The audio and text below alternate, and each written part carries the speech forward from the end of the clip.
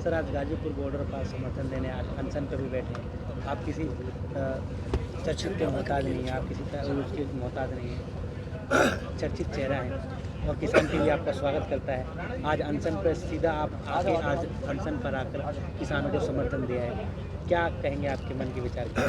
जय हिंद, जय जवान, जय किसान। देखिए, जिस दिन से किसान आंदोलन चला है उस दिन से हम लगातार, आप देख रहे हो हमारे साथी यहाँ प्रेजेंट थे और मैं हरियाणा राजस्थान जो बॉर्डर है शाजापुर में, वहाँ हाजिर प्रेजेंट था।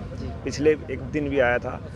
आज हमारे लिए एक किस्म से काला दिन है, खास जिस हम पैरामिलिट्री से आते हैं। आज ही के दिन पुलवामा में हमारे 44 जवान जो है ने शहादत दी थी और आज जो सत्ता में जो सरकार बैठी है उन्हीं जवानों की शहादत की देन है। लेकिन दुर्भाग्य देखिए कि आज तक उन परिवारों को शहीद का दर्जा नहीं मिला है। उनकी शहादत के ऊपर प्रधानमंत्री बन गया, गृह मंत्री बन गया, सारी सरकार बन गई, लेकिन उनको आज तक शहीद का दर्जा नहीं मिला। तो हम सभी जो एक्स सर्विसमैन हैं, आर्मी हो, सारे मतलब सारे डिपार्टमेंटों से उनकी पहले तो श्रद्धांजलि सभा है और एक दिन का हमने अनशन किया है उनकी आत्मा की शांति के लिए, क्योंकि जवान का दर्द एक जवान ही जान सकता है, नेता क्या जाने जवान, क्योंकि ना तो इनके बच्चे जाते हैं। और रही बात किसान की, यहाँ जितने भी किसान हैं, आप हर दूसरे किसान को देख लिए, उसका बच्चा किसी न किसी फोर्स में है। तो ये जो किसान है, कोई हमारा चाचा है, कोई ताऊ है, तो जाहिर सी बात है अब हमारे ऊपर कोई बंदिशें नहीं है, हम वहाँ से बाहर हैं, तो हम खेती बाड़ी करते हैं, तो हमारा भी हक बनता है कि अपने हक की लड़ाई लड़ रहे हैं। हम किसी के लिए नहीं लड़ रहे कि हम समर्थन देना, नहीं, वो मेरा भी हक है, मैं भी खेती बाड़ी करता हूँ, तो वो सारा मैं अपने हक के लिए लड़ रहा हूँ। जी सर, सत्ता पाने के लिए ये सरकार में बैठे जितने नेता मंत्री हैं उन्होंने क्या क्या बाय लॉज गलत लोगों के मन में क्या गलत जताए हैं, जिसको ये विरोध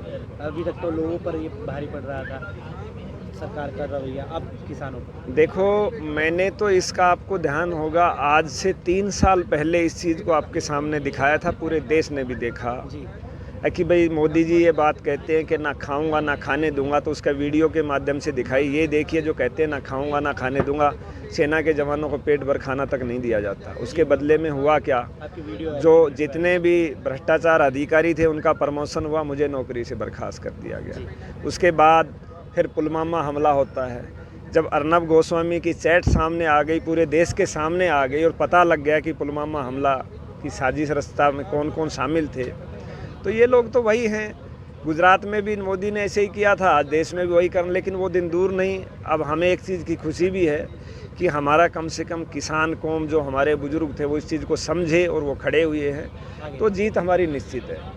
क्योंकि बहुत सालों के बाद में शायद, या तो ये समझे आज़ादी की दूसरी लड़ाई मान लीजिए, ये पहला और आखिरी अब जन आंदोलन है, आंदोलन नहीं रहा, ये जन क्रांति का रूप ले चुका है हर व्यक्ति के। सर, सदन में प्रधानमंत्री जी ने आंदोलनकारी बताया, जी भी बताया, पर जी भी बताया, तो क्या उस पर क्या राय है?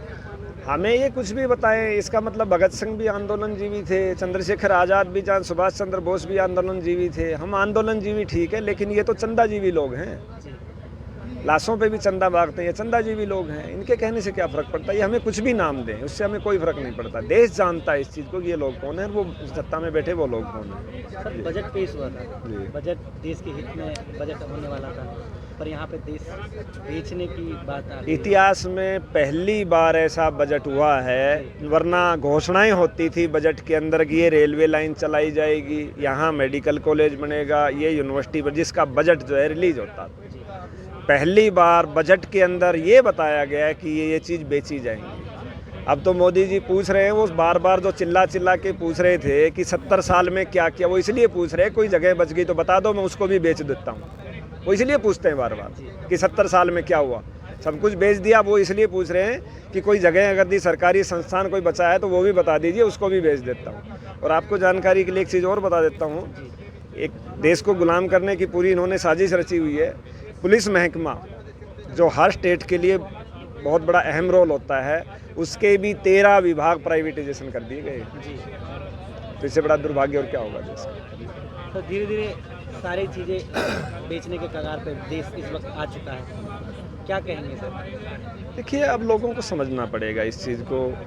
मैं तो ये कहता हूँ अब सही समय है, चाहे वो युवा हो, चाहे कर्मचारी हो, कोई भी हो, हर व्यक्ति अपने हक की आवाज़ के लिए आए सड़कों पे। लोहिया जी ने कहा था कि जब जब सड़कें सुननी होती है संसद आवारा हो जाती है। पिछले दौर वही तो हुआ है। अब जो आवारा जो सांड बैठे हैं संसद के अंदर ये सब तो उनको काबू करने के लिए किसान जो है वही काबू कर सकता है। और किसान कौम है तो मैं तो सभी देशवासियों से अनुरोध करता हूँ कि आप इनका सहयोग करिए, आप इनके साथ आइए। तो किसान नहीं कहा जा रहा है, जो आंदोलन कर रहे हैं किसान नहीं कहा जा रहा है, उन्हें गलत भाषा का प्रयोग करके उनको गलत बताया जा रहा है। किस अब उनके कहने से क्या होगा? अगर मैं ये कहता हूँ कि हमारे देश में प्रधानमंत्री नहीं है, कोई मान लेगा क्या इस बात को? वो किसान को किसान नहीं कहता, चलो मैं आज कहता हूँ कि इस देश में प्रधानमंत्री नहीं है, क्या कोई मानेगा? कि गृह मंत्री भी नहीं है, कौन मानेगा? जब आप किसान को किसान नहीं मानते तो हम भी आपको नहीं मानते। लेकिन उनके मानने ना मानने की बात नहीं है, बात यह है कि किसान है, पूरा देश जान रहा है, उनके कहने से क्या होता है इसमें। धन्यवाद।